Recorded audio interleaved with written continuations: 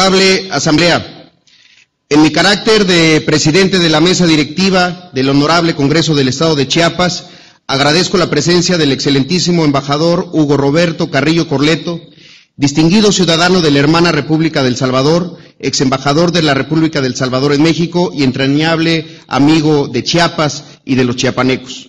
Agradezco también la presencia de la doctora Blanca Ruth Esponda Espinosa, representante personal del licenciado Juan Sabines Guerrero, gobernador constitucional del Estado de Chiapas, y del magistrado Rolando Ramos Robelo, representante del Poder Judicial del Estado.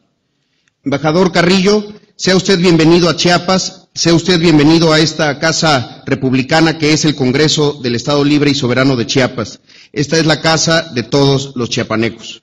Hoy hacemos un reconocimiento por partida doble a la trayectoria académica, profesional, legislativa y diplomática de excelencia y a su vocación de servicio y sentido humano para con los migrantes. Este tema, el de la defensa de los derechos humanos de los migrantes, es el que nos convoca hoy a todos nosotros para escuchar una voz autorizada y sensible, conocedora de los principios académicos y también de la difícil realidad cotidiana de quienes emprenden la búsqueda de oportunidades esenciales más allá de su patria. Honorable Asamblea, señoras y señores, con el respaldo, visión y generosidad del embajador Carrillo, el Gobierno de la República del Salvador le otorgó el 28 de abril de 2009 al Ejecutivo del Estado de Chiapas, Juan Sabines Guerrero, la Orden José Matías Delgado en grado de Gran Cruz de Plata. Y el pasado 10 de febrero de 2011, en sesión plenaria, la Asamblea Legislativa de la República de El Salvador le hizo entrega también del título de Noble Amigo del Salvador por el incansable trabajo del gobernador Sabines en defensa de los derechos humanos de los migrantes salvadoreños. Los distinguidos miembros de la Asamblea Legislativa de la República del Salvador, al referirse al gobernador Sabines, expresaron: Juan Sabines no es un funcionario al servicio de un Estado, sino de los seres humanos. Ese reconocimiento enaltece al titular del Ejecutivo y nos enaltece a todos los chiapanecos. Y justamente hoy, en la casa de todos los chiapanecos, de manera justa y fraternal, de forma correspondiente, hacemos un reconocimiento al hermano pueblo salvadoreño y expreso lo que por nuestro conocimiento, por nuestra experiencia y por nuestro sentir nos consta. El embajador Hugo Roberto Carrillo Corleto no ha sido solamente un gran diplomático, político y legislador al servicio de una nación, sino también un gran amigo de los chiapanecos y un ser humano universal. El Honorable Congreso del Estado recibe con enorme satisfacción su gentil presencia. Bienvenido, señor embajador.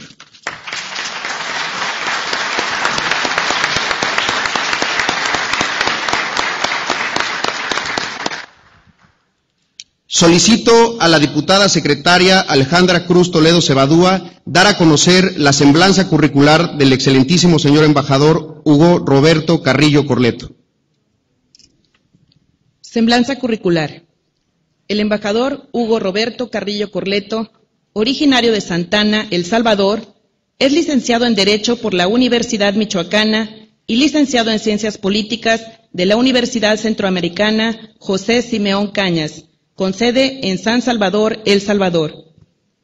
Cuenta con una especialización en Relaciones Internacionales, graduado con distinción máxima del Instituto de Estudios Internacionales de la Universidad de Chile y con un máster en Estudios Internacionales, graduado con distinción máxima en la misma institución. Es además doctor en Administración Pública en la Universidad Anáhuac de México, obteniendo mención de honor por haber alcanzado las más altas calificaciones de su promoción. Se ha desempeñado como embajador en Costa Rica, Chile, Trinidad y Tobago, Venezuela y ante diferentes organismos internacionales. Asimismo, ha ocupado diferentes cargos dentro y fuera de su país. Durante su trayectoria política y diplomática, ha recibido los siguientes reconocimientos y condecoraciones: Premio Excelencia Simón Bolívar, clase internacional, mención diploma, otorgado por la Fundación Juventud Bolivariana de Venezuela, Caracas, Venezuela, en 1994. Reconocimiento por la Asociación Salvadoreña de Industriales y la Cámara de Industriales de Costa Rica, por su valioso aporte para la construcción de viviendas permanentes en beneficio de las familias de la colonia San Antonio, municipio de Armenia, que resultaron damnificadas por el terremoto del 13 de enero del 2001. Placa de reconocimiento otorgada por la Municipalidad de San José y el alcalde municipal de San José por la construcción del Parque República de El Salvador. Fungió como embajador extraordinario y plenipotenciario de la República de El Salvador en México, desde el año 2005 al pasado mes de junio del presente año. Cabe destacar que durante su misión en México fue un aliado permanente de las políticas públicas del Gobierno de México, pero en particular de Chiapas, en materia de atención a migrantes, desarrollo turístico y desarrollo social, e impulsó el fortalecimiento de las relaciones entre el Gobierno de Chiapas y el Gobierno de El Salvador. Fue 5 veces diputado y vicepresidente de la Asamblea Constituyente en El Salvador. Con su valioso apoyo, visión y decisión, el Gobierno de la República de El Salvador, el pasado 28 de abril del 2009, tuvo bien imponer al licenciado Juan Sabines Guerrero, gobernador del estado de Chiapas, la orden José Matías Delgado, en grado Gran Cruz de Plata, por su destacada labor en favor de los migrantes. Asimismo, el pasado 10 de febrero del 2011, en sesión plenaria de la Asamblea Legislativa de la República de El Salvador, le hizo entrega del título Noble Amigo de El Salvador, por su incansable labor en defensa de los derechos humanos de los migrantes salvadoreños. Está leído la semblanza curricular, diputado presidente. Muchas gracias, diputada secretaria. Se concede el uso de la palabra al excelentísimo señor embajador Hugo Roberto Carrillo Corleto para impartir la conferencia Los derechos humanos de los migrantes en Chiapas.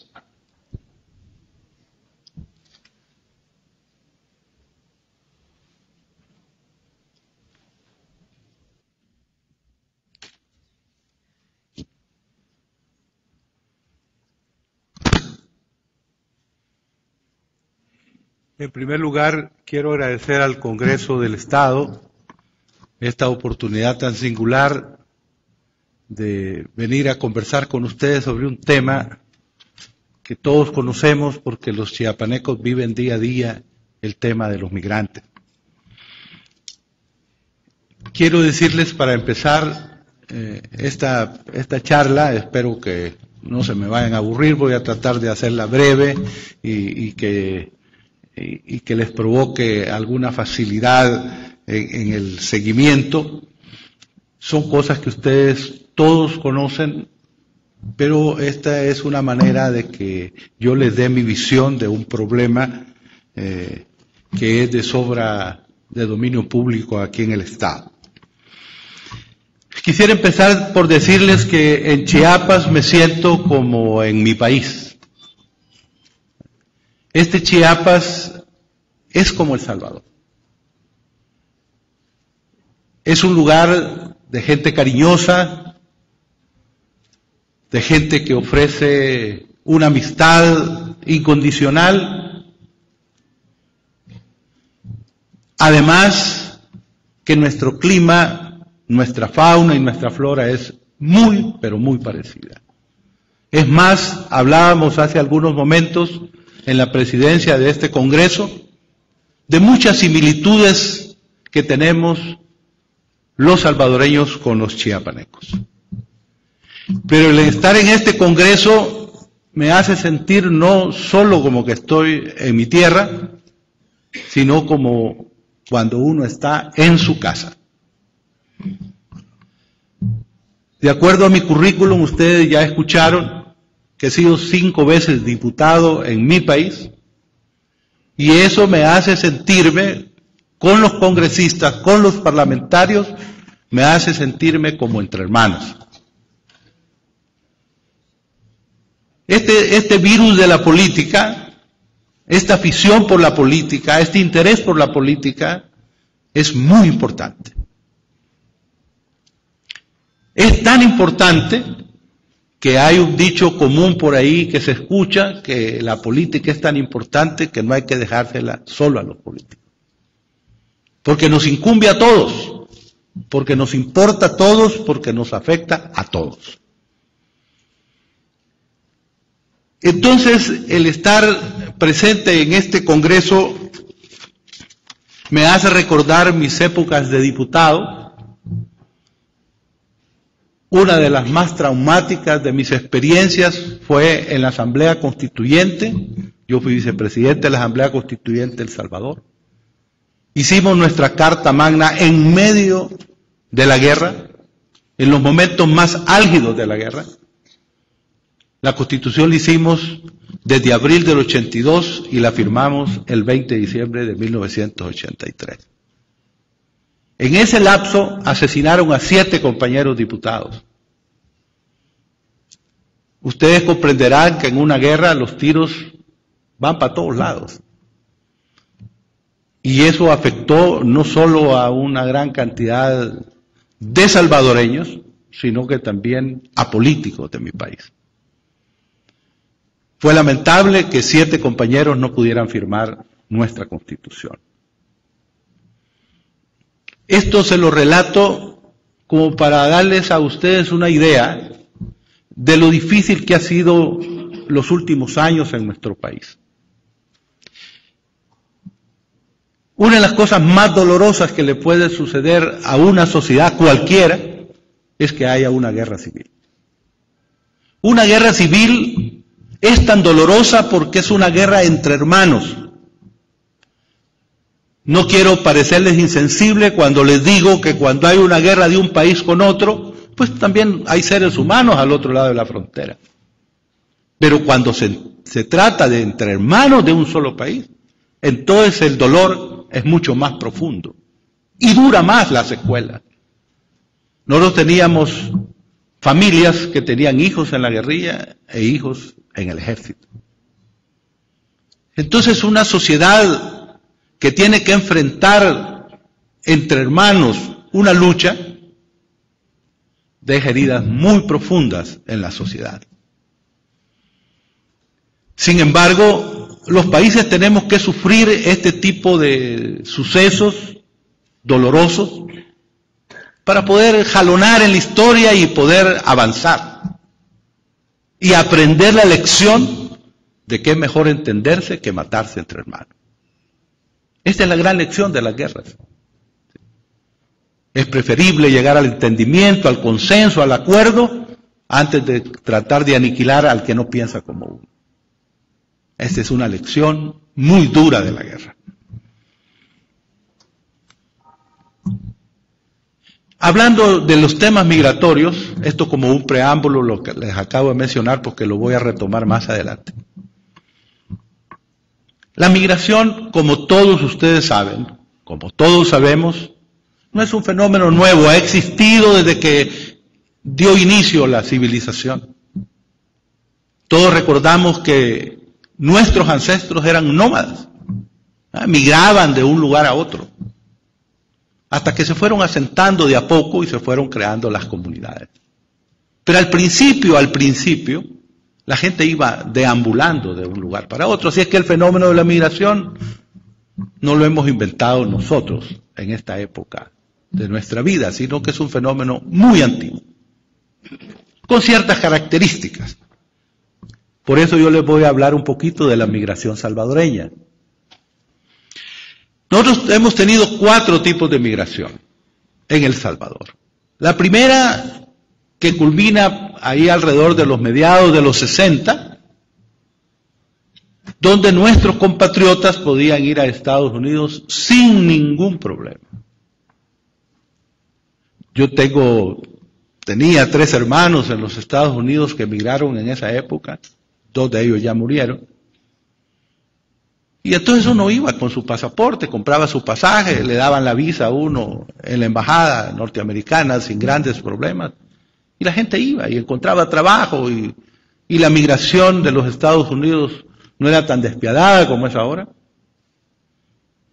Y entonces esa fue la primera etapa. Por supuesto era una migración pequeña. Después tuvimos la migración masiva producto de la guerra. Porque tal como les decía, esta guerra civil en El Salvador obligó a que muchos de nuestros compatriotas tuvieran que salir del país para salvaguardar su vida. Y tuvimos una oleada de salvadoreños que se fueron especialmente para Estados Unidos. Pero para información de ustedes, la migración salvadoreña, su filón más grande es los Estados Unidos. Pero tenemos casi 40,000 salvadoreños en Milán, Italia. Tenemos más de 25,000 salvadoreños en Suecia y en Australia. Tenemos más de 100,000 salvadoreños en Canadá. Y en Belice, somos la primera minoría en Belice. El 20% de la población de Belice es salvadoreña. Y como somos muy rápidos reproductores, yo calculo que en unos 20 años vamos a tener la mitad de la población en Belice. Y vamos a ganar las elecciones en Belice. Entonces esta migración producto de la guerra no fue voluntaria, sino que fue obligada por las circunstancias de violencia que se vivían en El Salvador. Entonces la gente salió huyendo, como se acostumbra a decir en lenguaje popular. Se fueron huyendo para que no los mataran. Y ahí tuvimos una masiva migración que ahora en los Estados Unidos 2 de cada 5 salvadoreños viven en ese país del norte.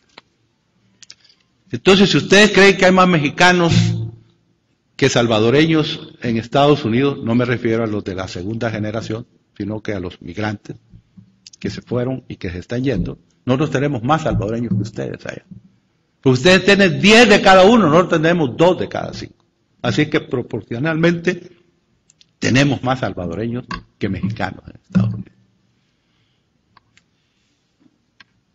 Después tuvimos otra migración, una tercera oleada, que es producto de los fenómenos climatológicos, de los terremotos, por ejemplo, de las inundaciones, de los huracanes. Entonces también hubo otro grupo de salvadoreños que tuvieron que salir del país por esa razón. Y la última, la actual, nosotros la podemos catalogar como una migración por razones socioeconómicas. Es decir, la gente siente, porque esta es una cuestión muy importante que voy a recalcar, siente, tiene la percepción que la gloria está en Estados Unidos, que hasta la solución de todos sus problemas. Y hay una partecita acá para que no se me vaya a pasar, se la voy a relatar y yo le he denominado el espejismo norteamericano. Es decir, se van los paisanos para allá y aunque les esté yendo mal, no cuentan. Y como hoy está el internet, está los videos y la comunicación ha avanzado tanto que es fácil comunicarse. Y se los digo porque hay salvadoreños que lo hacen, a lo mejor los mexicanos no.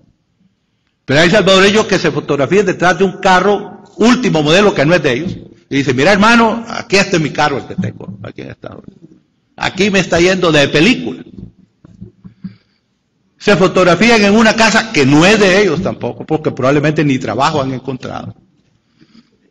Y dicen, mira hermano, mira primo, aquí la cosa está buena, una casita como esta no te vas a ver ahí en El Salvador.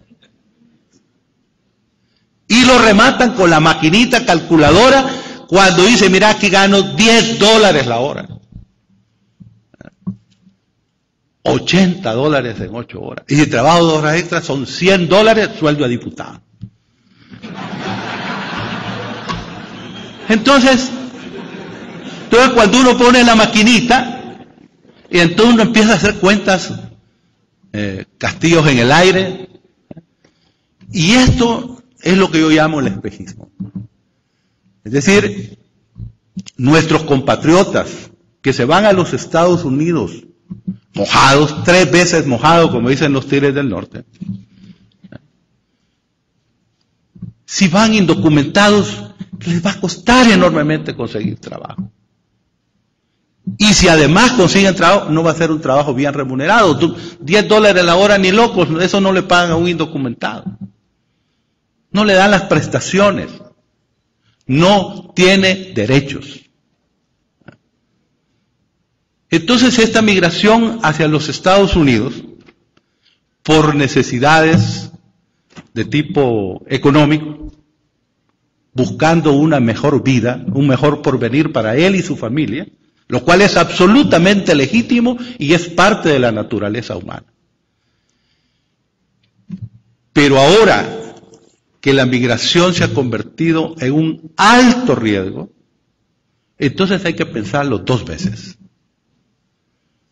Es decir, irse a los Estados Unidos o tratar de irse a los Estados Unidos indocumentado puede significar la muerte. Las narcofosas lo indican. Ese es el mejor ejemplo, las narcofosas, donde hay inclusive mexicanos que fueron asesinados ahí, que iban también de migrantes hacia el norte, de Michoacán, de Querétaro. De los cuerpos que han encontrado, algunos estados ya los han identificado. Si siguen escarbando, van a hallar más. Pero México es un país demasiado grande para escarbarlo todo. Pero lo que quiero dramatizarles es que la búsqueda del sueño americano se puede convertir en una verdadera pesadilla. Inclusive puede perderse la vida. Convencer a nuestros paisanos que no se vayan es misión imposible. Yo realmente creía que con la matanza de San Fernando, en Tamaulipas, de los 72 migrantes, yo creí que iba a disminuir el movimiento migratorio. Pues no. La única diferencia es que después de lo de San Fernando, los migrantes van con mucho miedo. Con mucho miedo. Pero siempre se van. Siempre se van. Entonces, la conexión de nuestra migración con Chiapas resulta indisoluble. Por este estado transita entre el 90 y el 95% de los migrantes indocumentados que tratan de viajar a los Estados Unidos. Otro poquito va allá por Tenosique, por allá arriba, y otros van en lanchitas por ahí. Pero el grueso pasa por Chiapas. Entonces este es un estado importantísimo para el tránsito de nuestros migrantes hacia los Estados Unidos. Era obvio que nuestro trabajo, el trabajo mío en lo particular, era buscar un acercamiento con las autoridades de este estado para ver qué podíamos hacer en favor de los migrantes. Tratar de que los migrantes que transitan por Chiapas se les respetaran sus derechos. Porque ya es un lugar común decir que ser migrante no es delito. Aquí lo era hasta hace algunos años, pero ya eso se despenalizó. Hoy ser un migrante indocumentado es una falta administrativa. Ya no es delito. Ese es un avance enorme que ha tenido México, inclusive siendo congruente con lo que pide para sus mexicanos en los Estados Unidos, que se respeten los migrantes mexicanos, pues había que ser congruente y buscar que también se respetaran los derechos de los otros migrantes que no eran mexicanos. Porque hay que predicar con el ejemplo.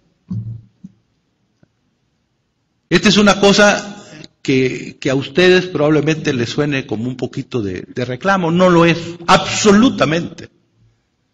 Pero sí es importante que la población sea sensible con sus migrantes como con los migrantes que vienen de otro país. No hay ninguna diferencia, hay gente pobre. Los ricos van en avión con visa, viajan en primera clase, van a los hoteles 5 estrellas, tienen casas en Miami, tienen cuentas bancarias en los Estados Unidos. Los migrantes mexicanos y salvadoreños son gente muy pobre. Y si no, no se irían. Y aquí viene una parte que es primordial subrayar. La responsabilidad que tienen nuestros gobiernos por no crear las condiciones para que su gente no se vaya. Eso se dice fácil, ¿verdad? Hay que crear las condiciones para que la gente no se vaya. Eso es bien complicado. Se necesitan grandes inversiones para generar fuentes de trabajo y salarios atractivos para que la gente no se vaya. Porque el costo de cada migrante que se nos va es enorme, no solo porque perdemos fuerza de trabajo, sino por la desintegración de los hogares. Se quedan las mujeres solas. Y el hogar hace agua por todos lados. Porque de pronto allá hay una güerita, ¿verdad?, de ojos azules, ¿verdad? En Estados Unidos es bastante güerita, ¿verdad? Yo no sé por qué allá, y hablan inglés todas, ¿verdad?, desde niños. Y entonces encuentran una güerita por allá y empiezan a echarle los piropos, ¿verdad? Y de repente se quedó la señora aquí con 3 o 4 chamacos, ¿verdad? Solo el hecho de desarraigarse uno de sus raíces, de su familia, es un costo enorme. Y yo creo que cualquier resultado económico no se compara con la pérdida del amor, del cariño, de la cercanía de su gente, de nuestra gente. De los frijolitos, de los tacos. Por supuesto que hay tacos en Estados Unidos, ya no se extraña mucho. Pero el pueblo de uno, pues donde están los muertecitos de uno, donde uno estuvo en la escuela con sus compañeros, donde tuvo la primera novia o las muchachas del primer novio. Esos sentimientos que enraizan a la gente a su tierra, a su raíz. Eso se pierde. Claro, se añora porque se van para allá. Y si van mojados, probablemente no puedan venir durante muchos años porque llegar les ha costado mucho, han hipotecado su casa, han vendido su vaquita. Y entonces si vienen y los agarran, pues ya no van a poder regresar. Entonces la gente se queda. Porque una de las cosas más perversas que tiene la política norteamericana es que no permite el reciclaje del migrante. Que vaya, trabaje y venga. Que vaya y venga. Como debería ser. Así como hacen los guatemaltecos acá con ustedes. Vienen a trabajar allá a la frontera, a las fincas. Ganan sus pesitos y se van para el otro lado. Van a ver a sus familias, a sus hijos, a sus padres. Pero este enfoque que tiene la política migratoria de Estados Unidos restrictiva hace que el migrante no vuelva. O trate de no venir, porque si no, ya no va a poder regresar. Hace 5 años, cuando Juan Sabines asumió el poder, eso va a ser en diciembre, los 5 años, me invitaron a venir a la toma de posesión del gobernador. Yo tenía como 1 año de estar acá. Y el tema de los atropellos a los migrantes iba creciendo. En la medida que iba aumentando el número de migrantes, el problema obviamente iba creciendo. Pero el problema era poco visible, digamos. Y la población, los políticos, no estaban sensibilizados con el tema de la migración. Pero pasaban. Si los mordía la policía, si los agarraba migración y daban una mordida ahí los soltaban, ¿verdad? Entonces todo ese tipo de cosas existían, estaban ahí. El problema estaba ahí, nomás que no en la dimensión que tiene ahora. Entonces cuando escuché el discurso del gobernador Sabines de toma de posesión, le puse mucha atención, ¿verdad? Los discursos que son largos, ¿verdad? Como los que hace Hugo Chávez, ¿verdad? Entonces, yo poniéndole atención al discurso, lo seguí, iba tomando anotaciones, así como mi expresidenta municipal de acá, que está muy atenta tomando nota. Y no éramos amigos con el gobernador Sabines, en ese momento era la primera vez que nos encontrábamos. Pero en un chancecito que Juan Carlos me ayudó Juan Carlos Cali Mayor, hay muchos Juan Carlos aquí, unos buenos y unos malos. Juan Carlos es de los mejorcitos, dice él. Entonces Juan Carlos me hizo un campito y me llevó a saludar al gobernador Sabines.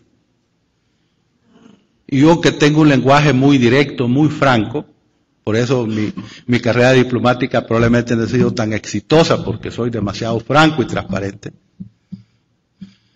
Entonces le dije al gobernador, bueno, gobernador, ¿y los migrantes? ¿Cómo? Me dijo, sí, ¿y los migrantes?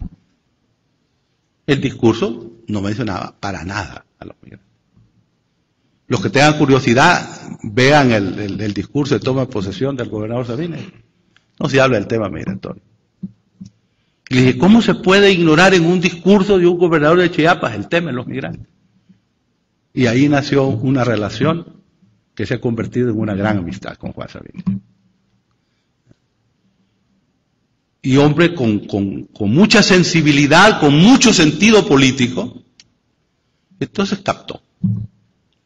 Y empezamos a trabajar. El asunto era cómo la agenda de Chiapas con El Salvador no se convertía en monotemática. Es decir, que habláramos de los migrantes porque era necesario. Era ineludible que habláramos de los migrantes, pero que hubiesen otros espacios de trabajo entre Chiapas y El Salvador. Y aquí también Juan Carlos es testigo. Él estaba en la Coordinación de Relaciones Internacionales, que después lo quitó Juan porque mucho pasaba con los embajadores y cócteles y todo eso, y lo puso el secretario de Turismo y es peor, porque pasa solo viajando. Entonces con Juan Carlos empezamos a platicar, compartiéndolo por supuesto con el jefe supremo, con el gobernador Sabines, la posibilidad de hacer una agenda que incluyera temas económicos, temas culturales, de acercamiento, y así empezamos a hacer algunas cosas que iban más allá de los migrantes, sin dejar que fuera el punto focal el tema de la migración, en este caso la mía, la salvadoreña, por Chiapas. Y empezamos a avanzar de a poquito, como se hacen estas cosas grandes, y fue prendiendo la idea de que era necesario no ignorar el tema de los migrantes, sino que enfrentarlo de la mejor manera posible. Con deseos, con voluntad, con ganas de entrarle al tema. Yo que vengo del mundo político, les confieso que hay momentos, me imagino que ustedes son diferentes porque son políticos mexicanos, ¿verdad? Pero en El Salvador hay veces que los políticos le sacamos el cuerpo a algunos temas. Si agarramos eso nos vamos a complicar. Y uno se va un poquito por la orillita, ¿verdad? Pero eso no es la mejor manera de hacer política. La mejor manera de hacer política es entrarle a los problemas más importantes. Los problemas más trascendentes son los que deben de enfrentarse con decisión.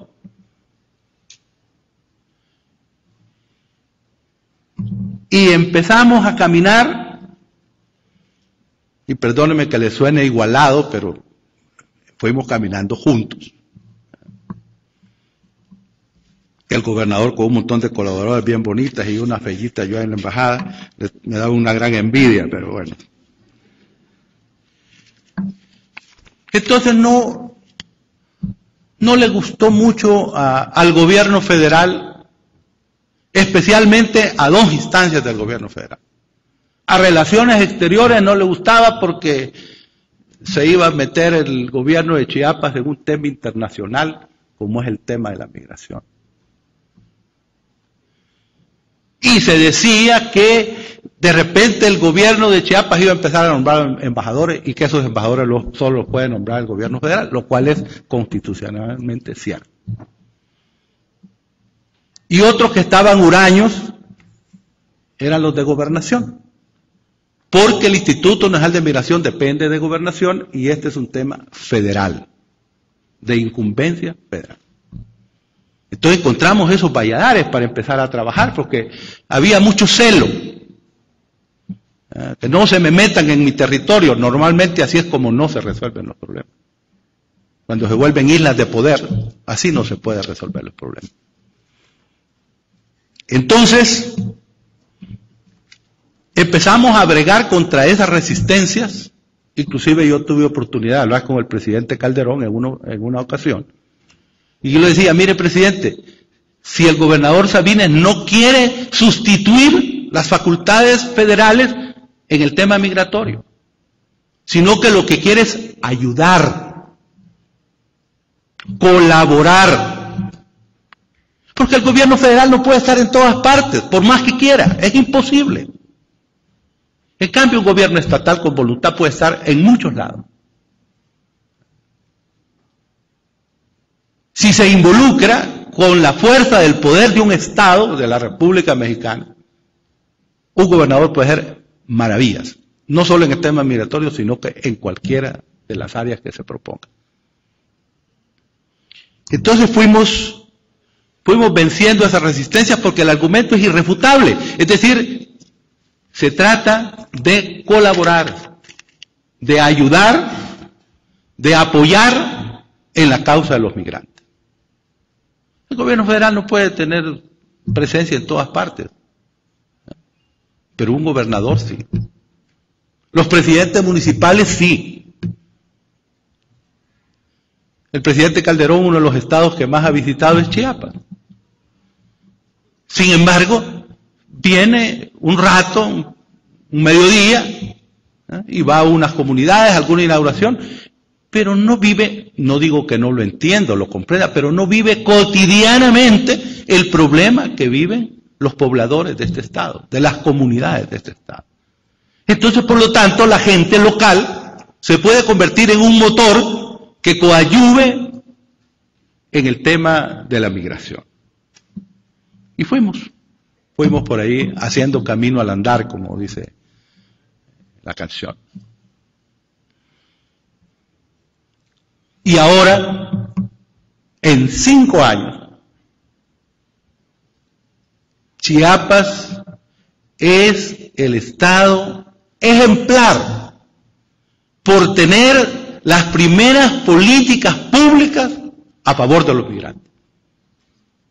Eso se dice fácil, pero no es fácil. Es una construcción permanente de una serie de variables que se conjugan para que los migrantes sean respetados, sean ayudados. Al final la mayoría no se van a quedar aquí, aunque algunos se enamoran de las chiapanecas y se van metiendo por aquí, se van quedando. El amor es así, pues, es la migración amorosa, digamos.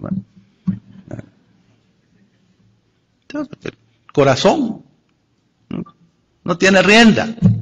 Entonces uno se enamora y si va para allá, para Estados Unidos a buscar una güerita, pues se quedó por aquí. ¿Verdad? Porque dicen los hombres chiapanecos que las chiapanecas son cariñosas. Por eso de aquí no van a buscar novias a otros estados, sino que hay aquí. Y se van creando, en estas políticas públicas, se van creando verdaderos bastiones que hoy tienen a Chiapas como un ejemplo. Sería muy largo esta intervención si les mencionara todas las cosas que componen la política pública para los migrantes. Voy a mencionar 2 o 3 cosas que me parecen relevantes sin quitarle valor a las otras que voy a dejar de mencionar.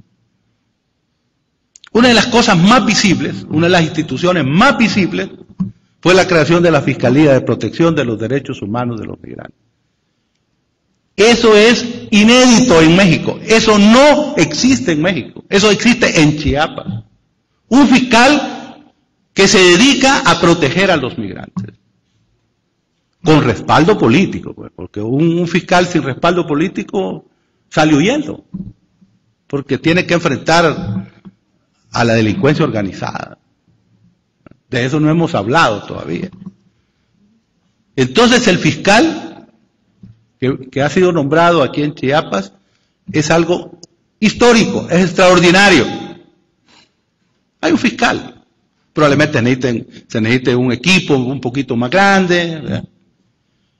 Pero el principio de la solución en esa parte la tiene la creación de la Fiscalía para proteger los derechos humanos de los migrantes. También alrededor del tema se han diseñado programas sociales de diversa índole para ayudar a los migrantes. Por ejemplo, hace un año y medio, no sé si Andrea me corrija en el tiempo, pero hace un año y medio, me parece, 2 años quizás máximo, hubo un problema que causó impacto cuando se le tomó la medida de lo pesado del tema. Los niños, hijos de migrantes indocumentados. Esta es una cosa que se conoce poco. Pero yo les voy a hacer una reflexión para que ustedes tomen nota de la magnitud y de la trascendencia que tiene ese tema.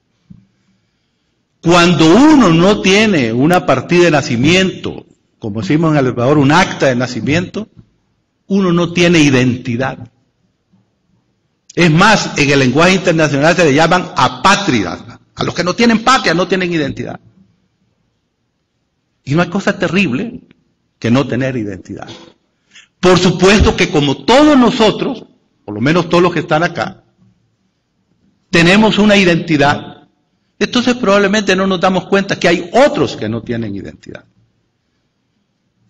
Entonces todos estos bichitos, como yo les digo cariñosamente, todos estos niñitos, ¿verdad?, con parásitos, ¿verdad?, chorreaditos, hijos de migrantes indocumentados, pues su papá les decía Juanito, Pedrito, pero ese era de familia, no tenía ningún papel. Y al no tener un papel, uno no tiene identidad. Y uno necesita una identidad. Los niños, para empezar, para ir a la escuela. ¿Y cómo cuando llega uno a inscribir un niño, los que tienen hijos adentro y fuera del matrimonio, saben cómo hay que andar inscribiendo a los niños? ¿Eh? No, bueno, los que tienen fuera del matrimonio no vinieron a esta sesión. Entonces, ¿qué es lo que sucede? Que cuando el niño no tiene un papelito, entonces no puede ir a la escuela. Y entonces, porque es necesario que tengan un acta que certifique su nombre, sus padres, dónde nació, etc. Pues este gobierno del Estado impulsó y está impulsando un programa para darles identidad a los niños de migrantes indocumentados. La última vez ya iban casi 3.000 niños a quienes se les daba su certificado para que pudieran ir a la escuela. Y eso además les permite accesar a otros programas de asistencia social que hay. También el gobierno decidió crear este proyecto tan interesante que es la Secretaría de la Frontera Sur. La Secretaría de la Frontera Sur no solo hace cosas con los migrantes. Andrea está preocupada porque quiere que vengan las mercaderías de Guatemala y se embarquen en el puerto de Chiapas. Es decir, está viendo un filón de negocios para el puerto, para darle una mayor presencia al puerto, más rentabilidad al puerto. Está preocupada y está viendo cómo se hace el paso fácil y que aduana facilite y que haya un tránsito rápido de las mercaderías y puedan embarcarse en Chiapas. Esa es, por ejemplo, una de las cosas que hace la Secretaría de la Frontera Sur que no tiene que ver con los migrantes. Pero tiene otros programas que son específicamente en el tema de los migrantes. Entonces, la creación de una institución, porque inclusive los programas pueden desaparecer, porque se agotan los centavos o se agotó las expectativas y hasta ahí terminó. Pero las instituciones tienen una mayor permanencia. Y hay una Secretaría de la Frontera Sur que tiene una responsabilidad en el tema de los migrantes y este es otro componente de la política pública para los migrantes. Como no está el gobernador, vamos a hablar un poquito más de él. Por ejemplo, los programas que hace doña Isabel. No es cierto que vamos a hablar mal del gobernador. Vamos a hablar bien de la esposa del gobernador. Doña Isabel tiene programas a favor de los migrantes, especialmente para los grupos más vulnerables. Entiéndase, mujeres y niños. Hay programas donde doña Isabel le dedica tiempo y espacio y recursos para ayudar a las mujeres y a los niños de migrantes. Esta es otra cosa muy importante. Esta gente está desamparada, pues. Son gente que está en una situación precaria, que necesitan ayuda. Ya hablaba yo del trabajo temporal de los guatemaltecos en la frontera. Esta es una cosa bonita. Vienen a ayudar a los guatemaltecos. Ganan unos centavitos y se van al otro lado cuando termina la temporada. Y insisto, viven con sus familias, aunque temporalmente trabajen acá. Ese es un proyecto, por supuesto no es nuevo, porque han habido migrantes guatemaltecos trabajadores aquí durante muchos años, pero hoy está ordenado, se les da su tarjeta, y esa credencial, ese documento, obliga a los empleadores a que traten con respeto a los trabajadores, que les den sus prestaciones, que no los exploten, que vengan a hacer un trabajo y que les paguen lo que se debe pagar. Este es otro componente más.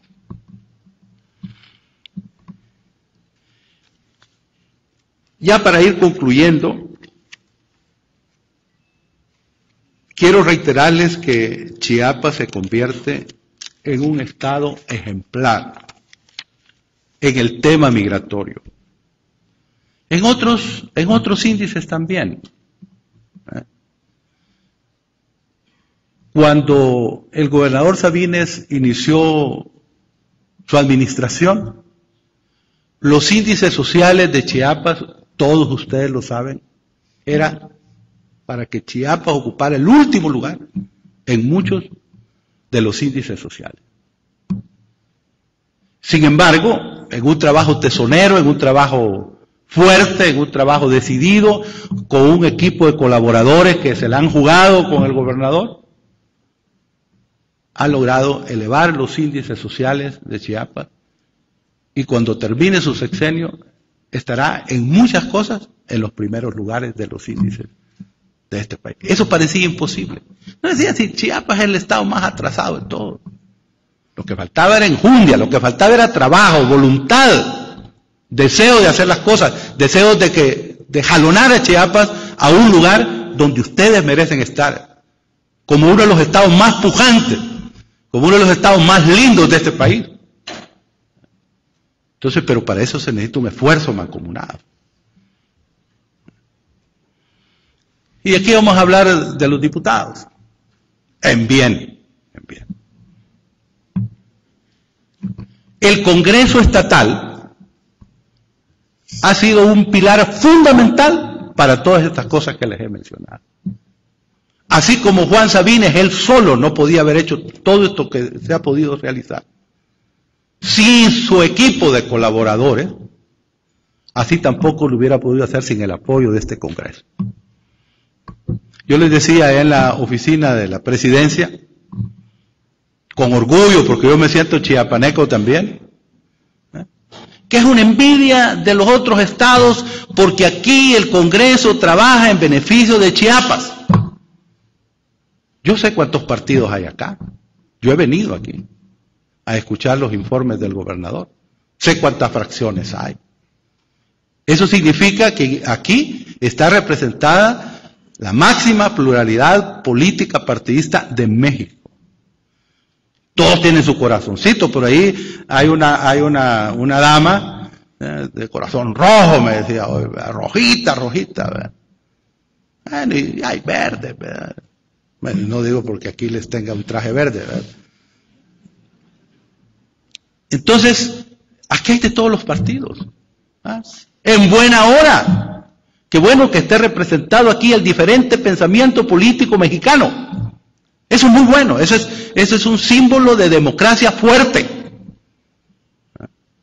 Pero es mucho más fuerte el que ustedes trabajen unidos por su Estado, por México, pero por su Estado. Su responsabilidad principal está aquí, en Chiapas. Cuando sean diputados federales, las cosas van a cambiar, pero ustedes son diputados locales. Entonces aquí está su reto. Y el reto lo han sabido enfrentar. El desafío de ustedes ha sido acompañar al gobierno de Sabines para que este Estado se encuentre cada día mejor. Así es que mi reconocimiento a este honorable Congreso del Estado por este trabajo que han hecho sin distingos partidarios en beneficio de este Estado.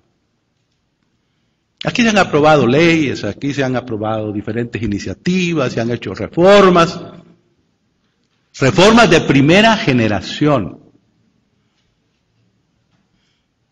Este cuento que alguna gente probablemente no entiendan mucho, hay que hacer una labor de difusión un poquito más intensa, pero esto que se ha incorporado a la Constitución de este Estado, el cumplimiento de los retos del milenio, estamos hablando de una gran apuesta, revolucionaria absolutamente. Por eso, en este momento también Chiapas es un estado de vanguardia con esa visión constitucional.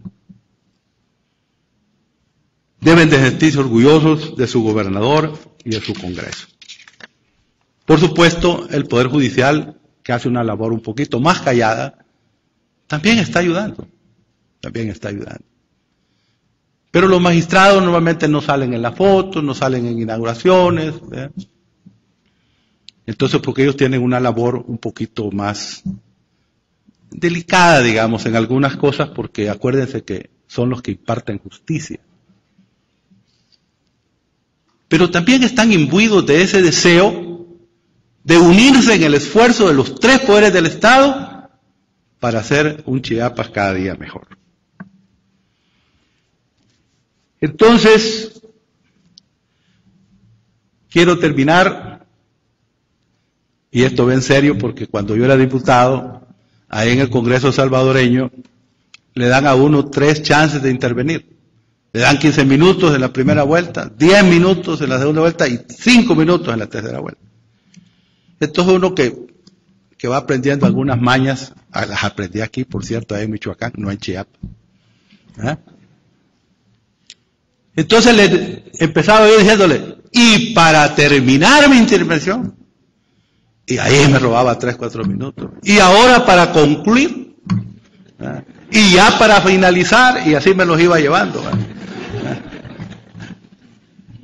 Pero sería una falta de consideración para ustedes que me han hecho el honor de hacer esta sesión un día viernes. A esta hora estamos todos tomando unos traguitos a esta hora, ¿verdad? Este es tiempo extra, el que están haciendo los señores parlamentarios. Yo quiero decirles que a nombre de mi esposa, de Gudelia, esta es en la parte personal, les agradecemos muchísimo. También a nombre de mi país, de mi gente, les agradezco esta valiosa oportunidad, esta singular oportunidad de venir a conversar con ustedes sobre los migrantes.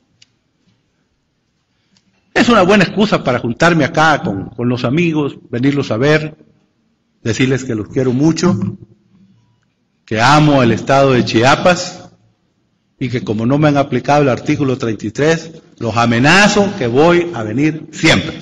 Muchas gracias.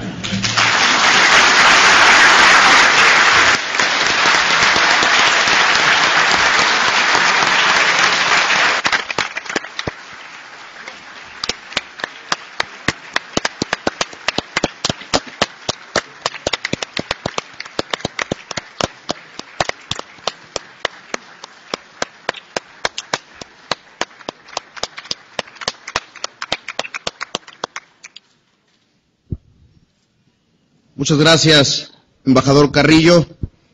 Esta presidencia agradece su presencia la presencia de los distinguidos invitados que nos acompañan, y por ello solicito a la comisión protocolaria previamente designada acompañar al excelentísimo señor embajador a la salida de este recinto.